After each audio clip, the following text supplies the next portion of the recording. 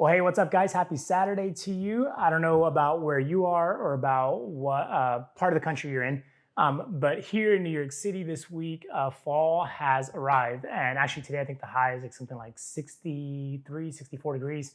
And our family is going apple picking, so hence the sweatshirt. And fully embracing switching over to fall. Summer is absolutely my favorite season, but I feel like we had a great summer, and so I'm actually really excited about switching over to fall. And none of that has anything to do with today's devotional. So let's go ahead and jump into that. We have a scripture today from Proverbs chapter 22, and it's verses 24 and 25. It says, "Don't befriend angry people or associate with hot-tempered people, or you will learn to be like them and endanger your soul. Just like positivity breeds more positivity, negativity also breeds negativity. This is especially true in your relationships.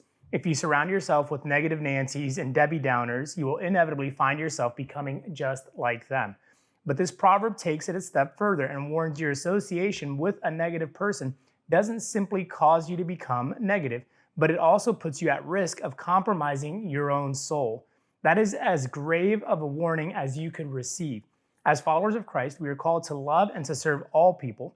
But nowhere in Scripture are we taught to compromise our own soul and calling for the sake of maintaining a relationship that leads us away from becoming Christ-like.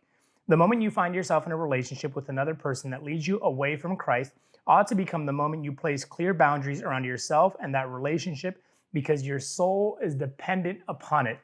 Man, this is a stark devotional, but really like the kick in the pants that maybe you might need today and the challenge that all of us should consider. I think one of the things as a pastor that I've realized is the severity and the significance of relationships and friendships and the ones that we're willing to maintain. I always say this to people, it's like, show me your closest 5 friends and I'll show you your future.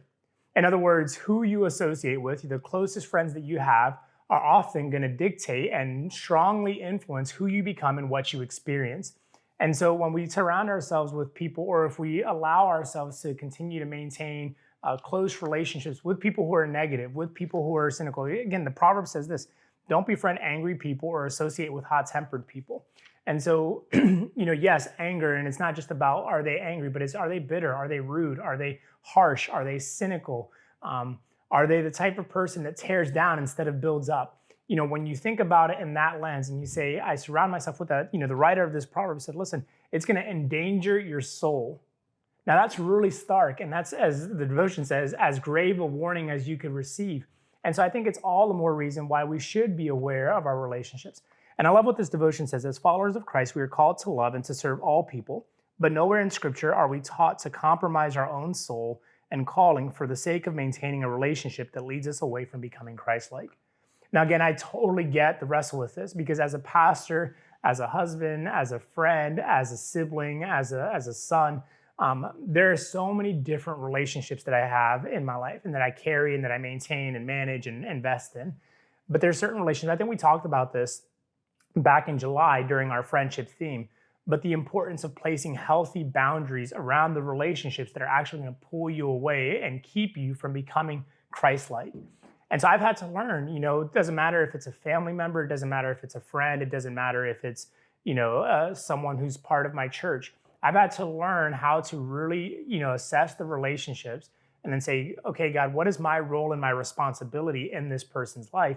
But if that person is the type of person that's going to pull me away from you or endanger my soul, as the writer of Proverbs says, then I have to guard my heart, and I have to, to use another Proverbs passage, Proverbs 4:23, I have to guard my heart and I have to place some parameters around that relationship to protect who you want me to be and who you're calling me to become. And so I want to encourage you with that. It's a Saturday, it's pretty deep and that's pretty challenging, but positivity, going back to this month's theme, positivity is tied a lot of times to the relationships that we carry. And so I would invite you to, assess, if you will, to assess your relationships and say, are you carrying or maintaining negative relationships in maybe too close of a proximity? And then what would it look like to establish healthy boundaries for you and for that other person so that you can continue becoming who Jesus calls you to be? Hope that encourages you guys today. Have a great Saturday, and I'll be back with you tomorrow as we continue with Everyday Faith. I'll see you then.